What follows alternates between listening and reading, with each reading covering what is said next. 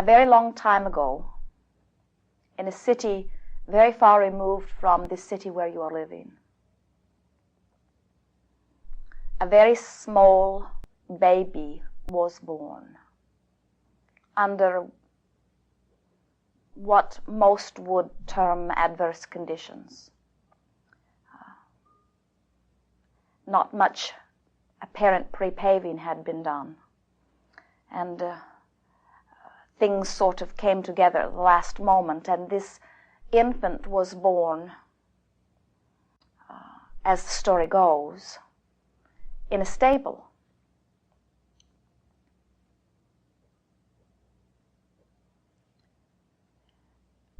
From our perspective, it did not matter the conditions of the birth, the physical surroundings, or even the attitudes of those who surrounded. For from our perspective, we knew that at the time of that emergence, that what was taking place upon the earth was the beginning of a time of enlightenment, because, let us correct that, a continuing of the time of enlightenment, because energy came forth, very powerfully focused energy, in the form of this small baby, with the intent of speaking words in a culture that were unusual, words that were out of the mainstream, words that were of a much bolder nature, words that were so bold, in fact, that it was known by the one who had chosen to come forth to speak it, that the words would most likely be resisted by the majority. Words that were so far beyond what the world that was about to hear them was ready to hear, that they might even feel threatened by them, even to the point of maybe wanting to eradicate the source of these words from the earth. But that did not bring any form of discouragement forth from this one, for he had been through it time and time again. He is teacher to the very core, and knew that coming forth and being that which he is and speaking it as clearly as he is able could only be of benefit to himself and that those who would benefit from it. And so he began by expressing there is only one law, and that is law of attraction.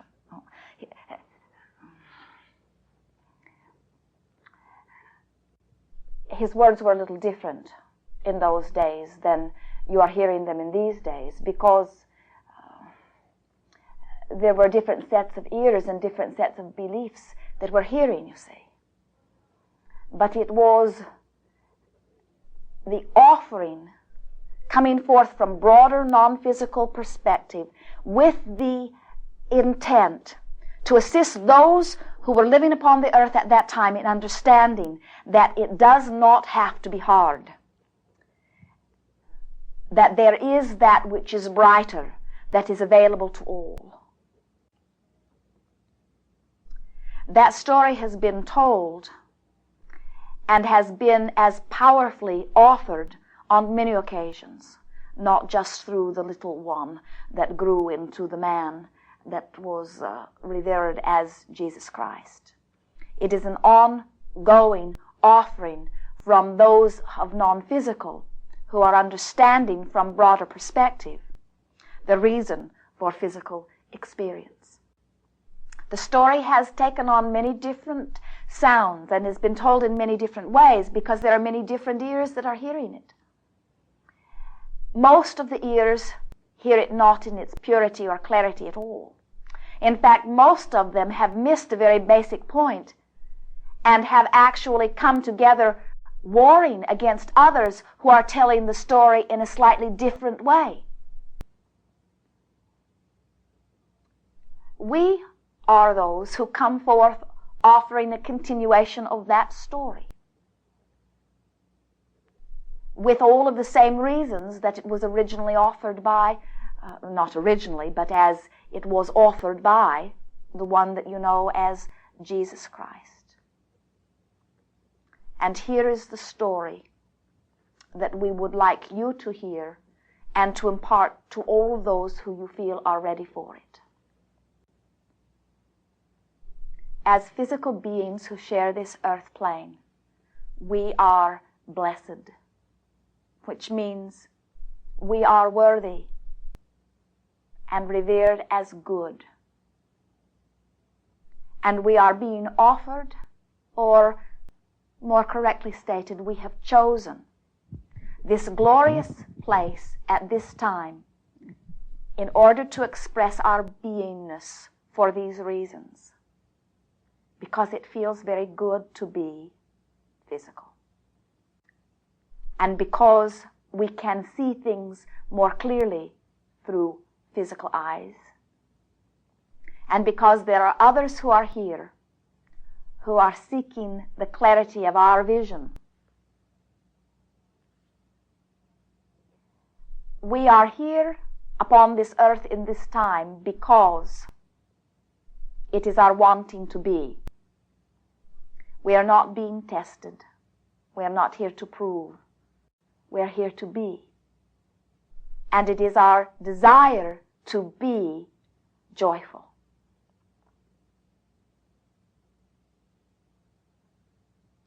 In this physical realm, there is that which feels good and that which does not. And it is thus unto all of the universe. And each of us have the choice, the absolute freedom, to look for that which is of uplifting nature or that which is of the opposite. And there is no one in all of the universe who has the power to do for us that selecting. It is our choice. It is a choice that we make not once in a lifetime, not once in a day, but hundreds of times in every day. And it is the combination of those choices that equals the life experience that we live.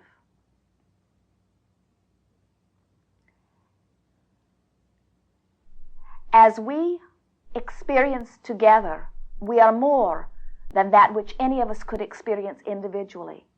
And that's why we've chosen this glorious time of interacting together. This time that surrounds the celebration of the birth of one who understood all of these things way before the world was ready for it, is, from my perspective, you may say, a time of celebrating life, a time of celebrating our eternalness, and a time of recognizing that our value, our power, is always right here in our now.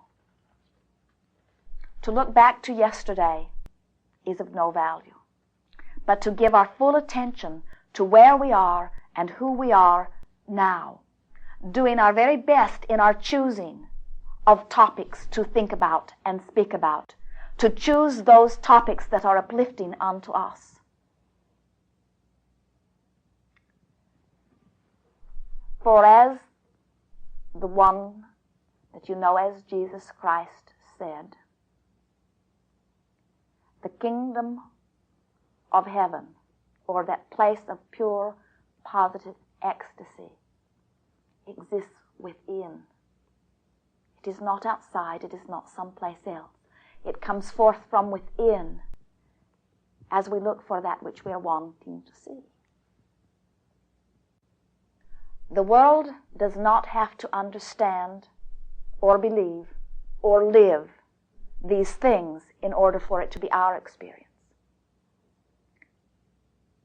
But if we do not allow it to be our experience, then they have not an example to stimulate their wanting or their believing, you see. Now, our story lacks a little luster, doesn't it? There's something about tragedy and trauma and pain and suffering that gets attention. And so let's see if we can't beef it up a little bit here.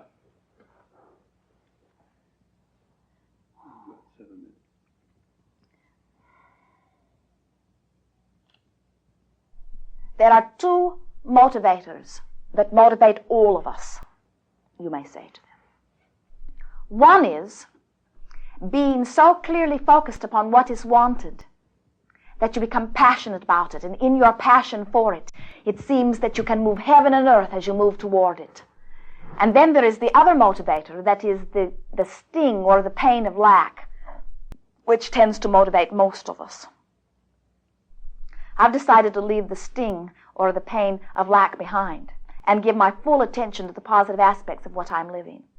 And so I have decided, as I look within what I am living, or with what I am reading, or within anything that I'm interacting with, I have decided to look for the positive aspects of it, that which is most uplifting to me.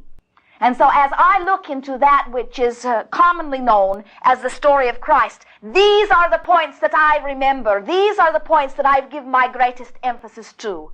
There was one day come unto this glorious land a baby that came forth into physical experience saying, yes, I am wanting to go forth, and through the clarity of my example I will uplift others to understanding that life is not just the way they think that it is, that there are other ways of looking at it. And so this little one came forth and was born in a glorious stable, surrounded by all of the peace of the earth, the animals, and a mother who embraced him and held him and nurtured him and fostered him and adored him. And as he came forth into that perfect environment, he loved this earth, and he remembered why he was here. And he said, I am here to make a difference. I'm here that others may understand, as a result of my being here, that which they have not understood before. He gathered around him others who understood as he did, and the numbers grew, not large, but intense, those who understood as he did and began to seek as he sought. And then one day, when he realized that he had offered all that he could offer, that all of the positive that was to be received from him was received, he said, now I will reemerge into the non-physical.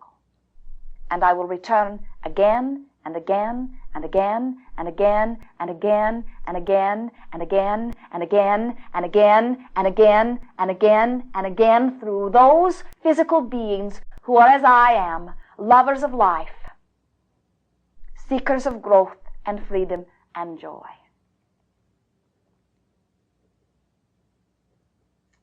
And so, as we celebrate this glorious time of year, let us celebrate not this baby,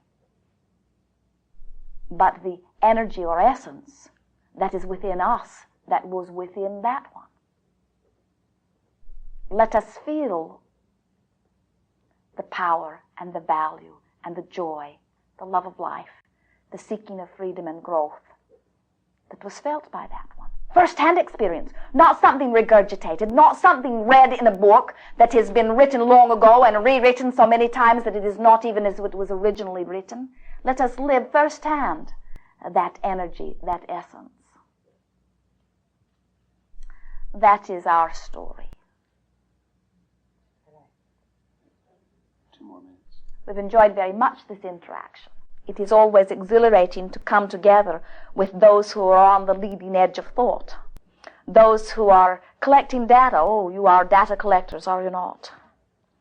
It is fun, is it not, chewing upon all of this data?